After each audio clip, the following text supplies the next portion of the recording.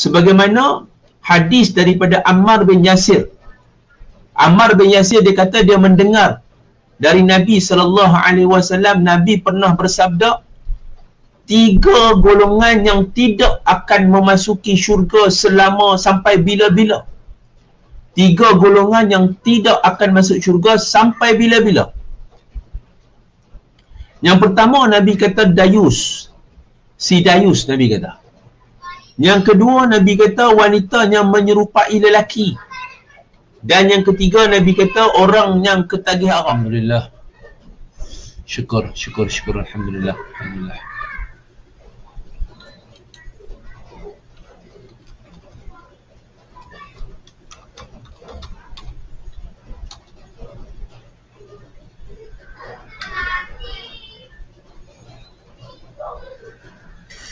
Baik, a'udzubillahi minasyaitonir rajim. Bismillahirrahmanirrahim.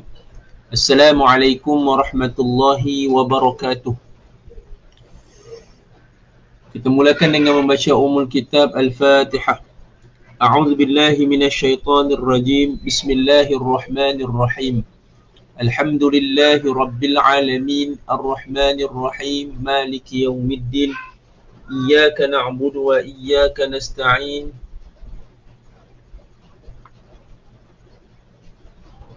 اهدنا الصراط المستقيم صراط الذين أنعمت عليهم غير المغضوب عليهم ولا الضالين آمين. الحمد لله نحمده ونستعينه ونستغفره ونعوذ بالله من شرور أنفسنا ومن سيئات أعمالنا. من يهد الله فلا مضل له ومن يضلله فلا هادي له. أشهد أن لا إله إلا الله وحده لا شريك له وأشهد أن محمدا عبده ورسوله. اللهم صل على سيدنا محمد وعلى آله وصحبه ومن تبعهم بإحسان إلى يوم الدين. قال رب اشرح لي صدري ويسر لي أمري واحلل عقدة من لساني يفقه قولي. ربي زدنا علما وارزقنا فهما. ربي يسر ولا تعسر. ربي تمم بخير. أما بعد. Alhamdulillah summa alhamdulillah. Pertama dan selamanya kita memanjatkan setinggi-tinggi syukur kehadrat Allah Subhanahu wa taala kerana dengan rahmat dan izinnya dapat sama-sama pada malam ini kita berada di dalam majlis ilmu. Sesungguhnya kehadiran kita pada malam ini sebenarnya dipilih oleh Allah Subhanahu wa taala kerana Allah mahu mengangkat darjat kita, lalu Allah membukakan kepada kita jalan pintu hidayah serta taufik.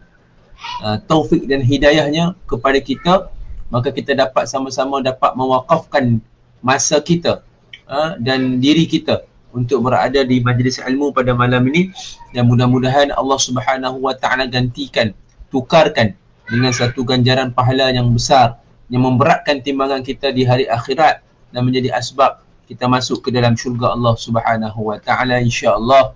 Amin ya rabbal alamin. Baik, kita sambung kitab Muhimmah. Kita sambung kitab Muhimmah fi ilmi hadis Rasulullah sallallahu alaihi wasallam. Muka surat 9. Muka surat 9. Saya pun cakap dah macam tersasul dah. Muka surat 9.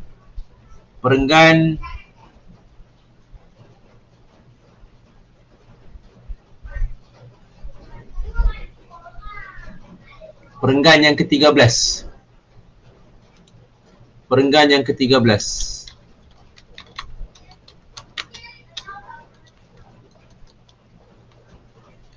Dari bawah lah.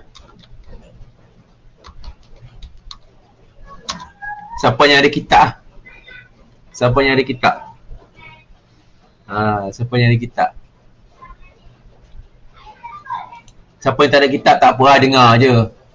Dengar, catik je poin-poin yang Ustaz nak bagi pada malam ni insya-Allah. Baik. Boleh lah. Perenggan yang ke-13 dari bawah, muka surat 9.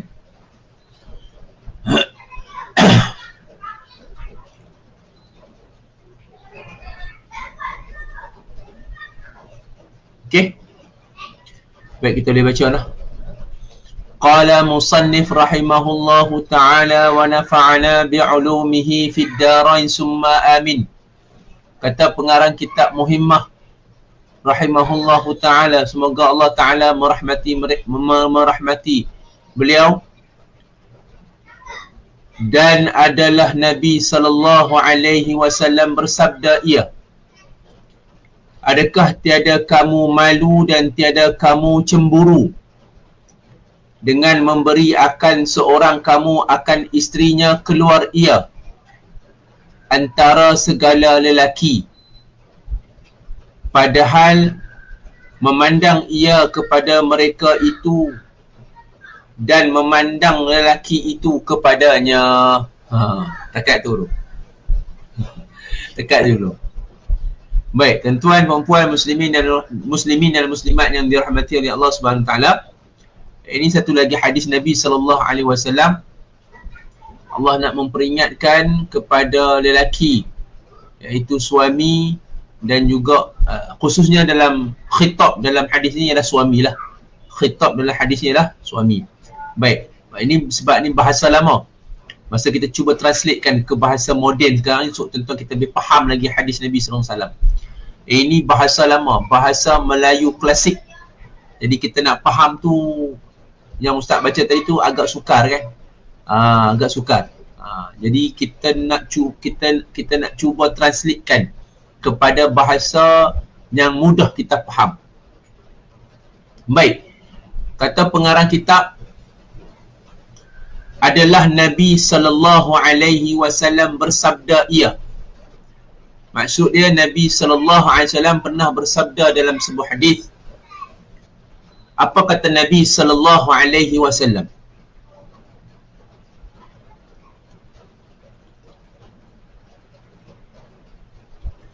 Adakah tiada kamu? Adakah tiada kamu?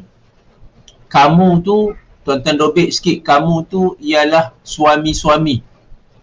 Kamu tu ialah suami-suami. Adakah tiada kamu wahai suami-suami? Malu. Malu tak payah translate lah, memang malu kan, faham kan? Bahasa lama ke bahasa lama ni, faham malu. Malu dan tiada kamu cemburu. Faham lah kan? Tak cemburu. Jadi Nabi SAW bersabda, adakah tiada kamu wahai suami-suami malu dan tak cemburu dengan memberi akan seorang kamu akan isterinya keluar ia antara segala lelaki. Dengan memberi akan seorang kamu akan isterinya keluar ia antara segala lelaki. Yang ni suami itu memberi izin isterinya keluar. Bukan kata isteri itu keluar dengan sendiri tanpa minta izin. Yang ni isteri ni minta izin dan suami tadi membenarkan isteri ni keluar daripada rumah sekejap. Keluar daripada rumah dengan izin suami. Tapi keluarnya isterinya itu, keluarnya isterinya itu, tuan-tuan sekalian, apa kata Nabi? Keluar ia isteri tadi. Keluar ia isteri tadi. Baik kena faham elok. Nabi kata, adakah tiada kamu wahai suami-suami malu dan tidak cemburu dengan kamu memberi izin akan isteri kamu? Memberi izin apa? Memberi izin atas isteri kamu itu, atas isteri kamu itu keluar ia. Keluar ia isteri. Keluar ia isteri antara segala lelaki. Berjumpa dengan lelaki. Mungkin di pejabat, persatuan ke, mesyuarat ke, perhimpunan ke, apa-apalah. Tapi ada kumpulan lelaki. Padahal memandang ia isteri tadi, wanita tadi. Padahal memandang ia isteri tadi ataupun wanita tadi kepada mereka itu siapa dia? Kumpulan lelaki tadi. Kumpulan lelaki tadi. dan memandang lelaki itu kepadanya, dan lelaki itu pula, ya, kumpulan lelaki itu pula memandang ia kepadanya wanita tadi, yakni isteri suami tadi tu. Jadilah hadis ni Nabi SAW menegur kepada para suami-suami, kepada para suami-suami khususnya kepada para suami-suami, kamu tak malu ke? Kamu tak ada perasaan malu ke? Kamu tak ada perasaan cemburu ke dalam diri kamu? Malu kerana iman, cemburu kerana iman. Kamu tak ada rasa dalam diri kamu ni malu dan cemburu kerana iman. Kerana iman, kerana agama. Okey? Dia kerana agama, kerana syarak. Kamu tak malu ke? Kamu tak ada rasa malu ke? Dan kamu tak ada rasa cemburu ke dalam diri kamu ni, dalam hati kamu ni? Kamu bagi izin isteri kamu keluar, maka dia pula duduk dalam kumpulan lelaki, walaupun ada di situ wanita-wanita lain, tapi ada kumpulan lelaki yang ajnabi. Okey? Dan mereka pula sambil mereka ni, lelaki ni memandang isteri kamu dan isteri kamu memandang mereka. Jadi kamu ni tak ada rasa di rumah kamu rasa risau, rasa bila kamu tengok gambar ke, kamu tengok picture ke, kamu tengok status ke, kamu tengok posting ke, kan? Kamu tak ada rasa cemburu ke? Tak ada rasa malu ke dalam diri kamu kerana iman? Malu dan cemburu kerana iman. Apabila kamu melihat isteri kamu yang kamu bagi izin dia keluar, tapi dia berada dalam kumpulan lelaki yang mereka sambil memandang dia, sambil dia pula memandang lelaki tadi, bersosial dan sebagainya. Kamu tak ada rasa malu dan tidak ada rasa cemburu ke, kata Nabi SAW. Jadi tuan-tuan muslimin dan muslimat yang dirahmati Allah, Nabi nak ingatkan kita bahawa para suami-suami dalam rumah tangga ini kena ada dua sifat ini dalam diri. Apa dia? Satu, kena ada sifat malu. Yang kedua, kena ada sifat cemburu. Kena ada sifat malu dan kena ada sifat cemburu kerana iman. Bukan cemburu buta, tetapi cemburu kerana iman. Kerana iman. Ini tanggungjawab. Kena ada cemburu kerana iman. Kerana kalau tidak ada cemburu kerana iman dalam rumah tangga antara suami kepada isteri, maknanya suami tidak ada rasa cemburu kerana iman kepada isteri-isterinya contohnya, maka lawan kepada cemburu ini, lawan kepada malu ini adalah dayus, tuan-tuan sekalian. Perbuatan tidak ada rasa apa-apa dalam hati ni apabila nampak posting ke, status ke, gambar ke, walaupun dalam kumpulan yang ramai, tapi bercampur gaul dan sebagainya, saling memandang, contoh dia memandang, hang mandang kau memandang, contohlah bergurau dan sebagainya, tapi dalam hati tidak ada rasa cemburu, maka ini satu benda yang tidak molek, benda yang tidak bagus. Maka ia boleh termasuk dalam apa kita panggil, dayus, tuan-tuan sekalian. Kerana lawan kepada cemburu adalah dayus, lawan kepada malu adalah dayus. Itu lawan kepada dayus adalah cemburu, lawan kepada cemburu adalah dayus. So Nabi nak ingatkan kepada kita, para suami-suami kena ada dua sifat ini dalam diri dia, dalam rumah tangga dia. Kena ada sifat malu, kena ada sifat cemburu kerana iman, tuan-tuan sekalian. Kerana iman. Apabila kita melihat isteri-isteri kita, contoh dia, dia duduk dalam sekelompok lelaki, kumpulan lelaki sebagainya, kena ada rasa cemburu. Cemburu bukan cemburu buta, tapi cemburu kerana iman. Kena ingat tu, cemburu kerana iman. Jika tidak ada dua sifat ini dalam diri seorang suami, tuan-tuan sekalian, maka dia tidak akan ada rasa tanggungjawab. Dia tidak akan ada rasa tanggungjawab, tuan-tuan sekalian. Maka dia kena ada dua sifat ini, sifat berhati-hati dalam rumah tangga. Kerana dia adalah suami. Kerana kalau dia tidak hadirkan, dia tidak ada dua sifat ini, maka lawan kepada dua sifat ini adalah dayus. Ini yang kita nak bincangkan pada malam ni tuan-tuan sekalian. Fokus utama kita supaya kita faham hukum syarak berkaitan dengan dayus ini. Baik, dayus ni apa? Boleh catat dekat buku nota tuan-tuan. Buku nota asing lah, sebagai satu ilmu tambahan. Sebagai tambahan. Kita nak bincang pasal hadis ni ya hari ni insya-Allah. Dayus tu ialah lelaki, sama ada suami ataupun bapa. Lelaki tu suami boleh ataupun bapa boleh. Tapi dalam hadis ni khitab dia ditujukan kepada siapa? Suami saja. Tapi kalau definisi dayus itu ialah suami ataupun bapa. Suami ataupun bapa yang langsung tidak ada perasaan risau dan ambil endah. Tidak ada langsung dalam hati dia perasaan risau. Risau isteri dia keluar, kan? Pergi kerja, tahu tempat kerja tu ramai lelaki. Risau isteri dia kerja waktu cuti, tahu kat dalam waktu cuti tu pejabat tu ada lelaki juga. Tak ada rasa risau. Kan? Tawakal juga tak? Tapi kena ada risau. Dan ambil endah. Ambil endah selalu bertanya, dengan siapa isteri dan anaknya bersama? Hang duduk dengan siapa ni? Esok dah pergi kerja, dengan siapa dah?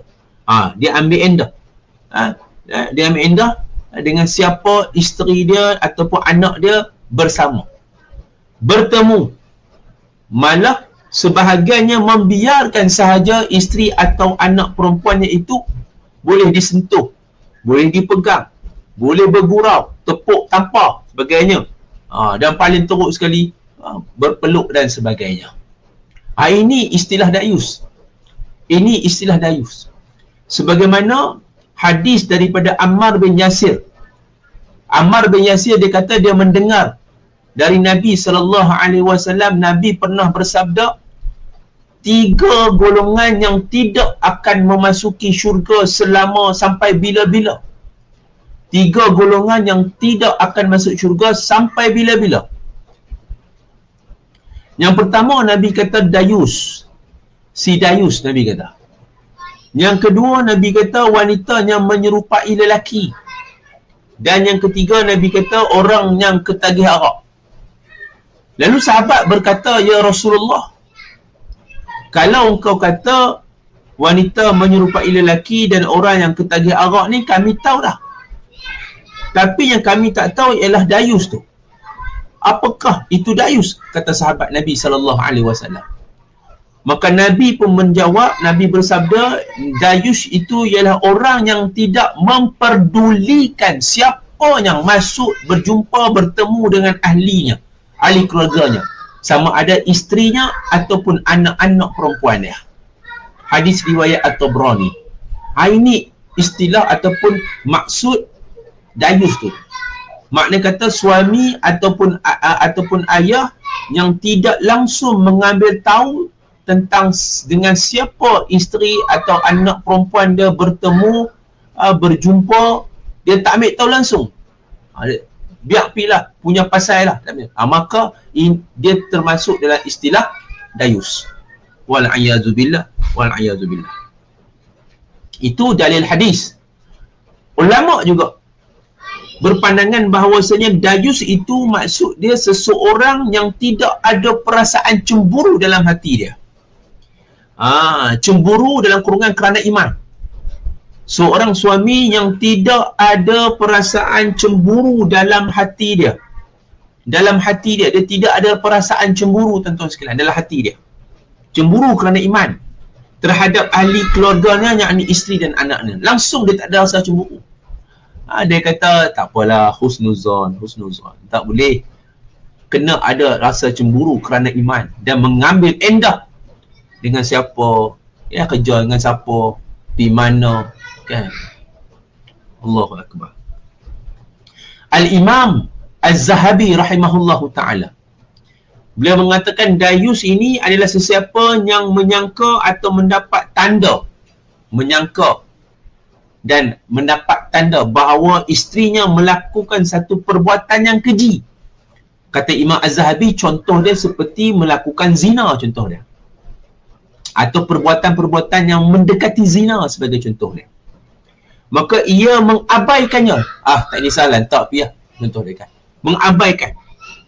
Kerana apa? Kerana cintanya kepada isteri. Ini satu hal tak?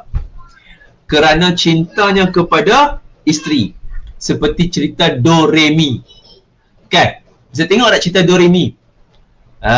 Cerita Ray. Ray yang kipas. Masak untuk suami dia, masak untuk isteri dia. Do tak apa, Ray. Yang Ray ni dia kerja dia yang mesyuarat ahli tingkap tu. Kan? Ray ni dia khidmat kat isteri dia. Isteri dia ni kerja di kelab malam. Nampak? Isteri dia ni malam-malam pergi kerja kelab malam, okey, menari dengan lelaki ajnabi, kan, pegang pinggang dan sebagainya kan, dalam cerita Doremi tu. Tapi dia langsung tak ambil kisah. Itu Pirambi nak bawa cerita tu. Yang kata Ray ni dia seorang lelaki, suami yang cinta kepada isteri dia. Cinta kepada isteri dia. Dia tahu dah isteri dia tu buat satu, dia tak tahu asal dia, tapi bila dia tahu asal, dia tahu yang isteri dia macam tu setelah diberitahu oleh ahli tingkap tu. Ahli tingkap tu kan. Maka dia marah. Tapi balik dia sayang lagi isteri dia. Kan? Dia tak boleh ambil tindakan kat isteri dia. Langsung tak ada perasaan cemburu. Cemburu tu ada, tapi dia langsung tidak boleh mendidik isteri dia. Masih lagi rasa sayang kat isteri dia. Maka ini Pirambi nak menunjukkan kepada kita tentang dayusnya seorang lelaki. Dayusnya seorang lelaki. Maka kata Imam Az-Zahabi, tiada kebaikan untuknya.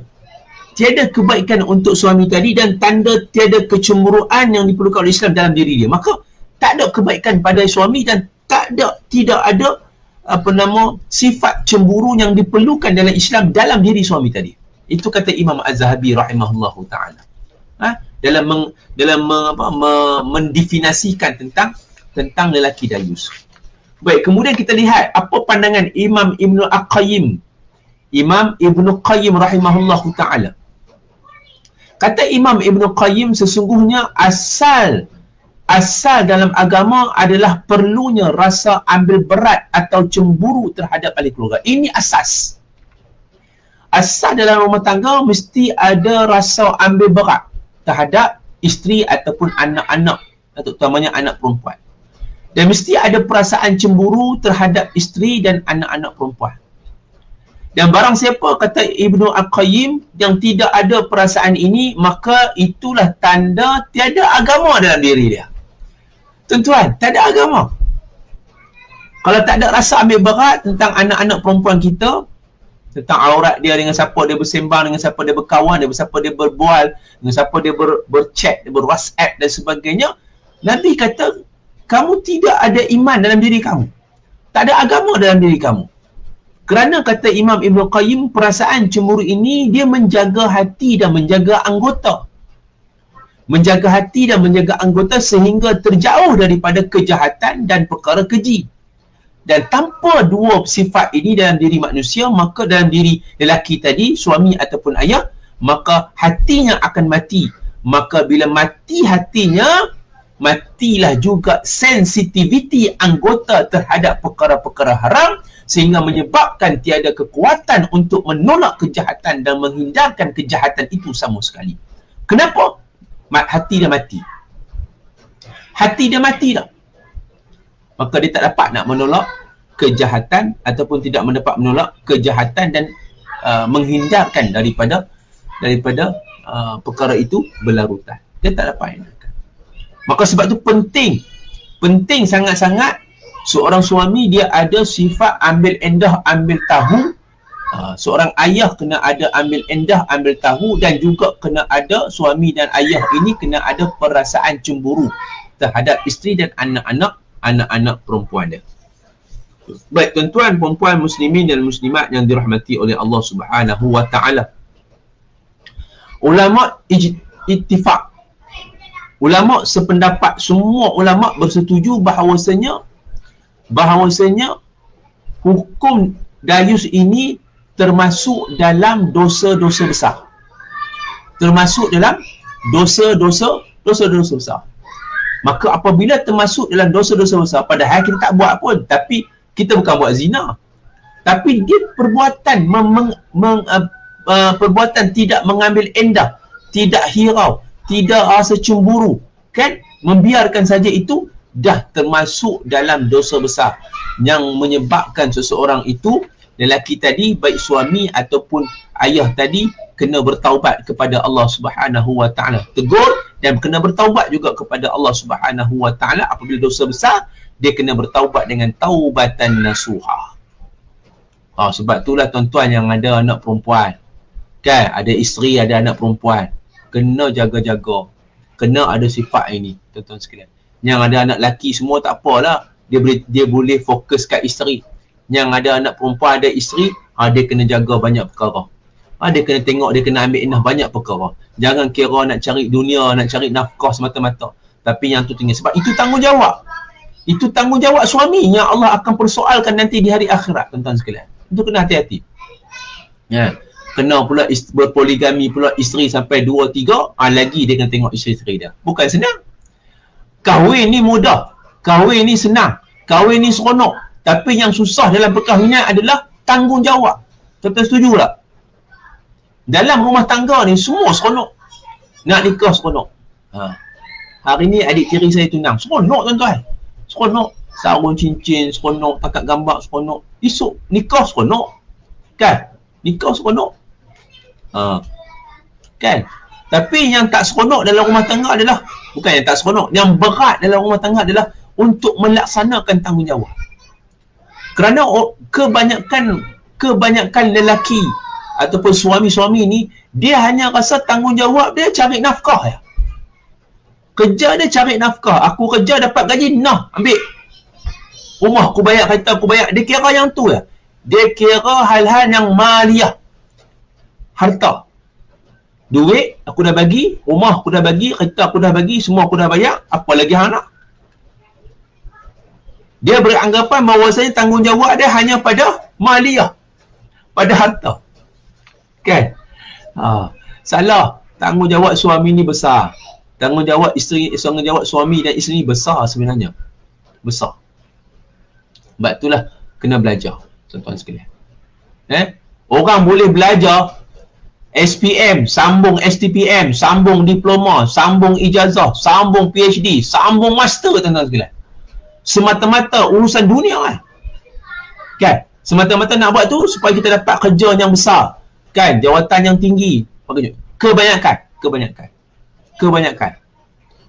Tapi tak ada pun orang bila nak kahwin, dia belajar kitab Muhimmah, khatam satu kitab, buka kitab Fiqh Manhaji, belajar bab perkahwinan, hukum hakam berkaitan dengan perkahwinan. Kan?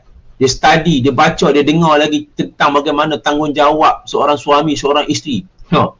Padahal belajar bab-bab rumah tangga ini tak ada pun di peringkat diploma, tidak ada pun peringkat ijazah, tak ada pun peringkat sampai master PhD, tak ada pun.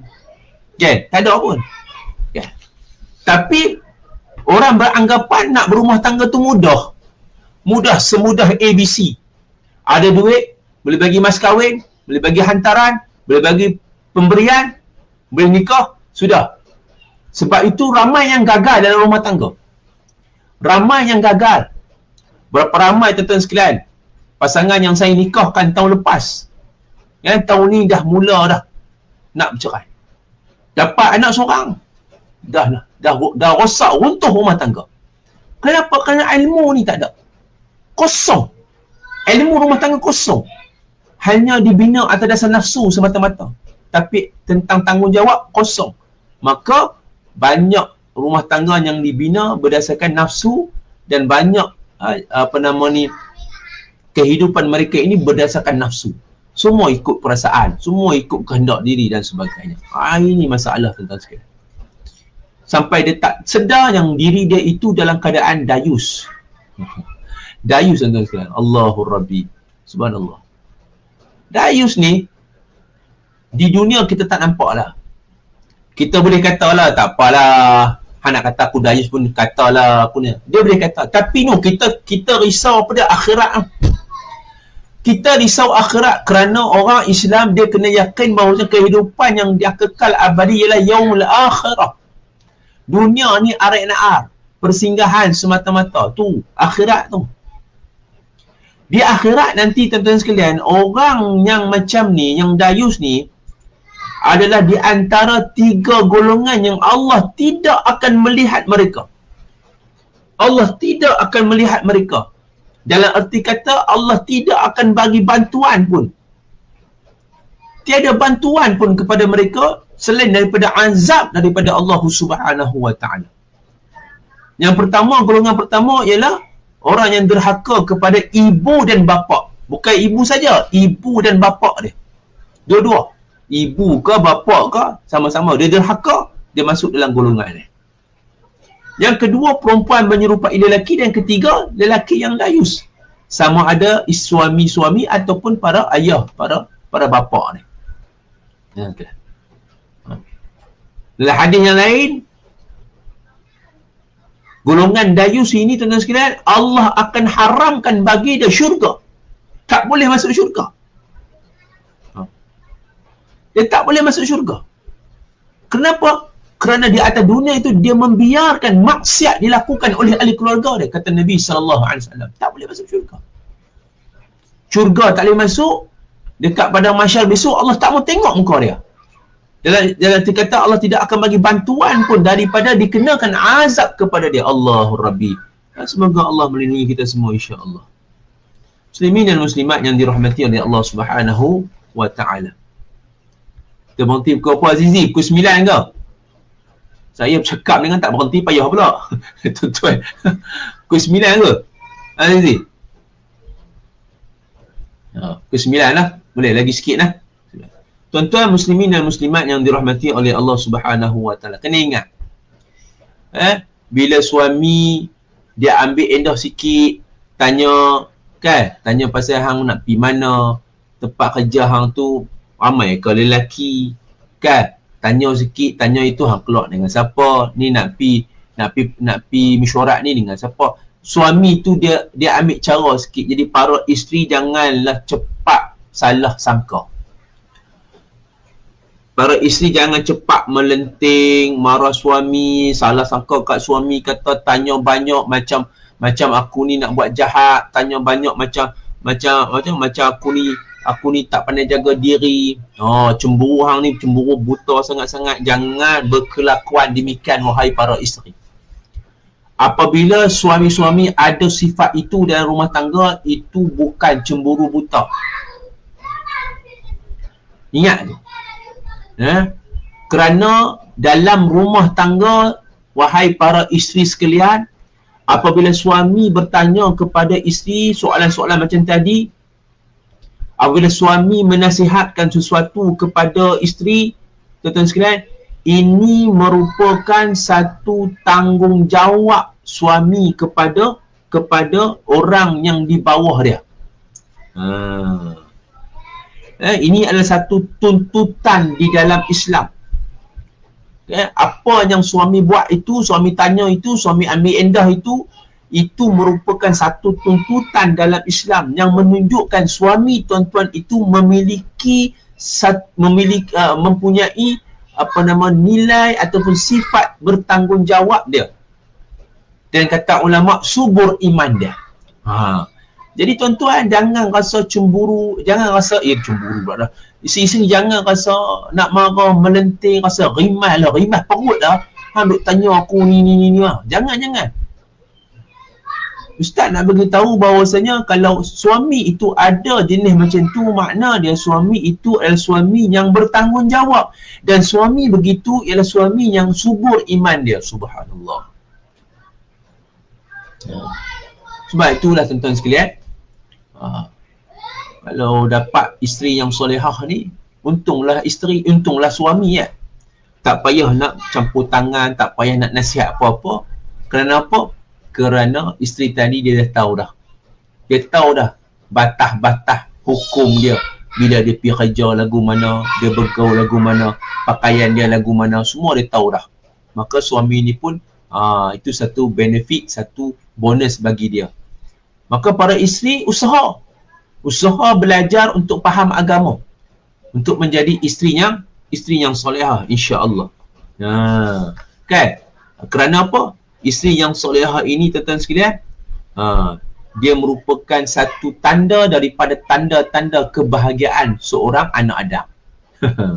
Nabi kata apa?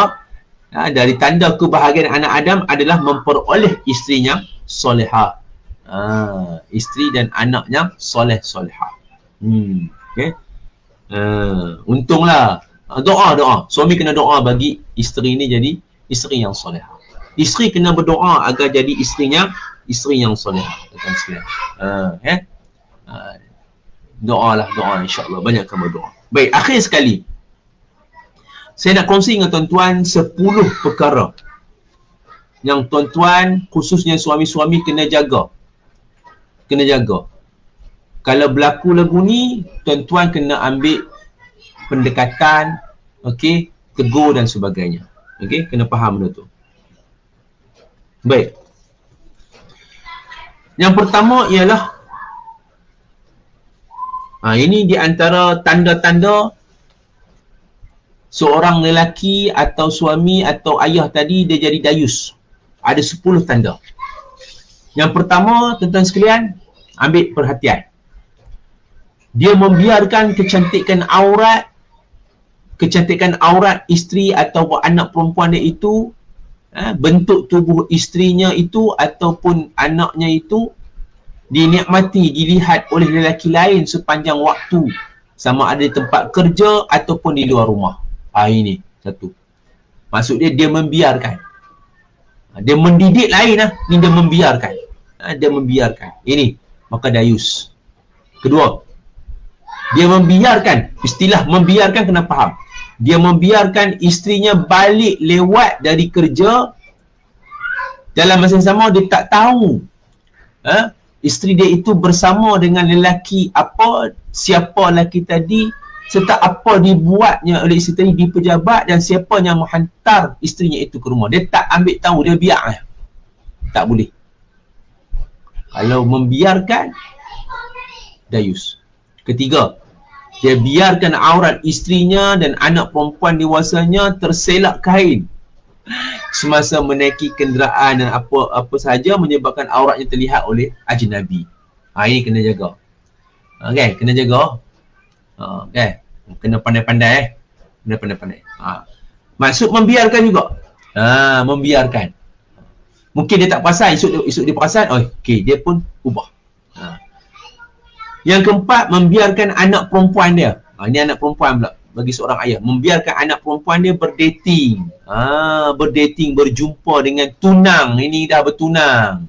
Kan? Atau teman lelaki bukan mahram dia. Baru tunang tapi dah macam suami isteri. Kan? Ayah pun biar, tak apalah. Tunang. Bakal suami hampilah. Naiklah dia naik motor berdua, peluk. Padahal tunang baru. Bukannya suami lagi. Ayah biarkan. Dayus ayah tadi. Wal'ayazubillah. Kelima, dia biarkan anak perempuan dia berdua-duaan dengan pasangannya di rumah. Di rumah dia biarkan. Konon dia, mak ayah tu sporting dan memahami. Tak apalah. Mereka duduk di rumah bukan buat apa kami ada. Padahal mak ayah bukan duduk bersama mereka berdua-duaan saja. Dayus nama dia. Yang keenam, menyuruh dan mengarahkan dan berbangga dengan anak perempuan dan isteri memakai pakaian seksi di rumah. Dia suruh, dia arah pula anak pakai lagu tu. Ataupun dia berbangga dengan anak dia pakai lagu tu sebab pakai lagu tu segak, orang kata seksi dan sebagainya. Ini pun dayus. Yang ketujuh, membiarkan isteri keluar rumah tanpa menutup aurat dengan sempurna. Ini pun suami yang dayus. Okey. Yang ke-8, membiarkan isteri disentuh pula oleh lelaki ajnabi tanpa sebab yang diiktiraf oleh Islam, kecuali untuk menyelamatkannya daripada lemas dan seumpamanya. Itu lain. Sebab-sebab yang diiktiraf oleh Islam tak apa. Kalau seseorang tu nak pegang tangan bini kita sebab dia lemah dan sebagainya ke, accident dan sebagainya ke. Yang ke-9, dia membiarkan isteri pergi kerja tumpang pula dengan teman lelaki sepejabat dia tanpa ada sebarang rasa cemburu. Tak boleh. Hei, bahaya betul. Kan? Tak. Kena faham lagu tu. Bukan kira sporting lah. Ini kira hukum agama. Tuntutan agama. Dan ke-10, membiarkan isteri kerap berdua-duaan dengan pemandu. Ini orang yang ada pemandu kereta lah. Orang yang berduit. Tak. Pemandu kereta ni driver ni lelaki, kita biar bini kita ni berduaan dengan pemandu tanpa ada orang yang ketiga sebagainya, tanpa kita ambil perhatian dan sebagainya. Ini masalah juga, kan banyak kes pemandu dengan driver dengan isteri orang dan sebagainya. Ini maksud dia Islam nak bagi tahu bahawasanya suami ni dalam rumah tangga kena ada perasaan cemburu dan malu, dan juga kena ambil tahu, ambil endah tentang isteri tu. Kan, bila outstation, bila kerja dekat luar dan sebagainya, kena ambil tahu, kena ada, jangan sibuk dengan dunia, dengan perniagaan, dengan kerja, sampai kita langsung tidak ambil endah hal-hal begini dalam rumah tangga kita. Jaga tuan-tuan sekalian, tak masuk syurga dah, tak masuk syurga, bantuan apa tak dapat di padang mahsyar, Tuhan tak mau tengok kita, akhirnya kita hanya diazab oleh Allah Subhanahu wa taala. Baik.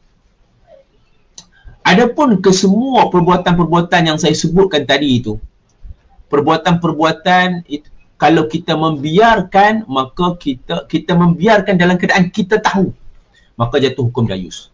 Kita biarkan dalam keadaan kita tahu, maka hukum dia dayus. Tetapi jika ia berlaku secara sulit, kita tak tahu, kan? Kita tak tahu, suami tu tak tahu, suami tu pergi outstation, tuan-tuan sekalian, maka isteri ni dia buat perbuatan lagu tu, suami tak tahu, mana dia panggil secara sulit, suami tak tahu pun, tak sampai pun info, suami tanya, dia menipu dan sebagainya, contoh. Maka suami tadi tidaklah bertanggungjawab dan tidak sabit dengan dayus ke atas diri dia. Tak. Sebab suami tak tahu. Perbuatan tu pula dibuat secara sulit, dia tak tahu.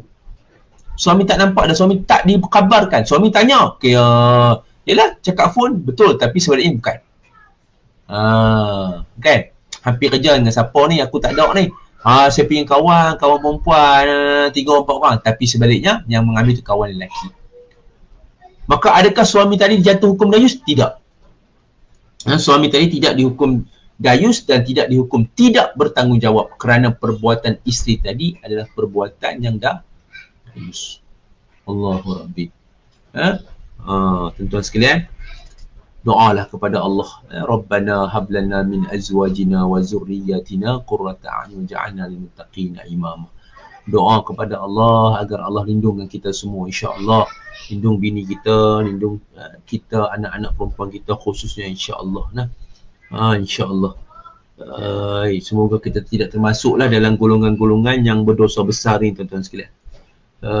Para isteri kalau sayangkan suami, anak-anak kalau sayangkan ayah, para suami kalau para isteri kalau sayangkan suami anda, para anak perempuan kalau sayangkan ayah anda,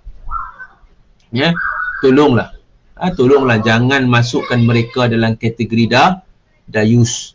Jangan masukkan suami anda dalam kategori dayus. Jangan masukkan ayah anda dalam kategori dayus. Yang tiada ruang untuk mereka ini ke syurga Allah Subhanahu wa taala. Jaga diri kita, sayangilah diri kita, keluarga kita daripada api neraka. Qu anfusakum wa ahlikum nara. Kepada suami-suami dan kepada ayah-ayah, pertahankanlah agama isteri kamu dan keluarga kamu walaupun terpaksa kamu bermati-matian kerananya. Kena pertahankan agama isteri kita, agama anak-anak kita, khususnya anak-anak perempuan kita lah dalam hal ini, tuan-tuan sekalian. Kan? Mudah-mudahan Allah SWT membukakan pintu hidayah kepada kita, pintu taufik kepada kita untuk kita melaksanakan segala tuntutan-tuntutan dalam agama, terutamanya dalam berumah tangga antara suami dan isteri. Saya doakan para isteri yang melihat ini menjadi isteri yang solehah, jadi isteri yang solehah, yang menyebabkan suami dia itu menjadi suami yang saleh, suami yang terhindar daripada dayus ini, dan sama-sama memasuki syurga Allah Subhanahu wa taala, insya-Allah. Wallahu taala alam. Mudah-mudahan hadis hari ini memberi manfaat kepada kita semua, insya-Allah. Selepas ini kita sambunglah dan warid pula daripada Nabi, hadis yang lain, warid pula daripada Nabi sallallahu alaihi wasallam bahawa sesungguhnya bersabda, ia meminta ampun bagi perempuan yang mengikut bagi suaminya itu adalah mengikut oleh suaminya itu oleh segala burung-burung yang terbang pada Hawa, dan segala ikan yang di dalam air dan segala malaikat yang pada langit dan matahari dan bulan selama di dalam keredaan suaminya. Ini kelebihan isteri yang minta ampun kepada suami dia. Allahu Rabbi. Kan? Minta ampun kepada suami dia. InsyaAllah kita bincang pada kuliah yang akan datang berkaitan dengan hadis ini. Hadis yang seterusnya daripada Nabi SAW. Okey, mudah-mudahan insyaAllah lah kita jumpa di kuliah yang lain insyaAllah pada bulan depan kan insyaAllah. Wallahu ta'ala alam. A'udzu billahi minasyaitonir rajim. Bismillahirrahmanirrahim. Alhamdulillahi rabbil alamin. Wassalatu wassalamu ala asyrafil anbiya'i wal mursalin sayyidina Muhammadin wa ala alihi wa sahbihi ajma'in. Allahumma inna nas'aluka salamatan fid din wa afiyatan fil jasad wa ziyadatan fil ilm wa barakatan fil rizq wa taubatan qabla al-maut wa rahmatan 'inda al-maut wa maghfiratan ba'da al-maut. Allahumma hawwin 'alaina fi sakaratil maut wan najata minan nar wal 'afwa 'inda al-hisab. Allahumma inna na'udzubika minal baras wal junun wal juzam wa min sayyi'il asqam. Allahumma inna na'udzubika min yawmi su' wa min lailati su' wa min sa'ati su' wa min sahibi su' wa min jari su' fi daril muqamah. Allahumma rabbana la tada' lana fi maqamina hadha dhanban illa ghafartah wa la hamman illa farajtah wa la daynan illa addaitah wa la maridan illa shafaitah wa la hajatan min hawaijid dunya wal akhirah illa qadaitaha wa yasartaha برحمتك يا أرحم الراحمين وصلى الله على سيدنا محمد وعلى آله وصحبه أجمعين والحمد لله رب العالمين تقبل الله منكم. Azizi kata 9 suku 40 minit sudah lah Aziz, maghrib isyak ya.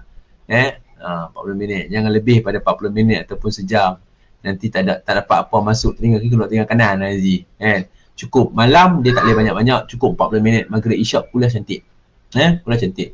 Dia tak boleh masuknya sejam paling maksimum lah sejam insyaAllah. Okay, kalau Koko ada soalan, kita tutuplah dengan doa. Koko siapa nak tanya apa-apa insyaAllah. Kita doa dulu lah. Tuan-tuan ada tanya, para suami nak tanya apa-apa, para isteri nak tanya apa-apa soalan insyaAllah. Saya boleh jawab, saya jawab lah berkaitan pada hari ini. Yang tak berkaitan pada hari ini pun tak apalah nak tanya pun. Tapi berkaitan dengan rumah tangga, insyaAllah saya cuba jawab. Nak tanya bagi pihak kawan ke, nak tanya bagi pihak sendiri ke, InsyaAllah. Ada soalan?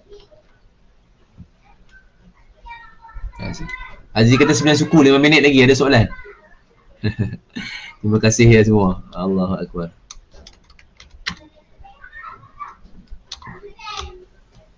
Ada soalan tak?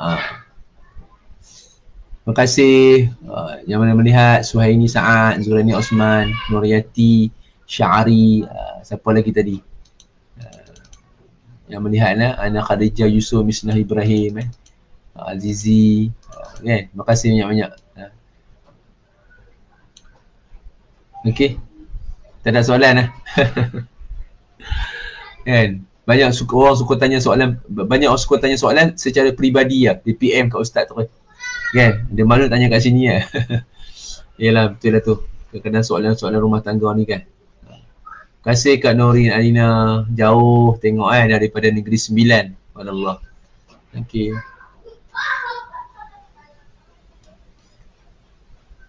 Okey Azizi tak ada soalan. Tak ada soalan, kita boleh tutup kot insyaAllah lah. Okey Azizi, kita tanya moderator lah. Bila kita boleh tutup, kita tutup. Dengan izin moderator kita Azizi ya. Admin kita.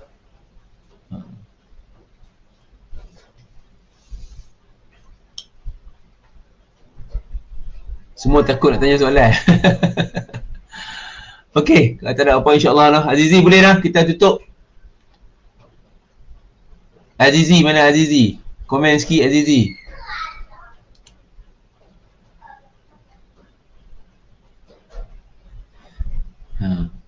Tapi masih tak berganjak ni 10 orang ni. Ada soalan ke tak ada soalan tentang sini? Boleh tutup Okey, boleh tutup. Okey, wabillahi taufiq wal hidayah. Assalamualaikum warahmatullahi wabarakatuh. Subhanakallahumma wa bihamdika asyhadu an la ilaha illa anta astaghfiruka wa atubu ilaik. Bismillahirrahmanirrahim. Wal 'ashr innal insana lafi khusr illa alladhina amanu wa 'amilus solihat wa tawassaw bil haqq wa tawassaw bis sabr. Assalamualaikum warahmatullahi wabarakatuh.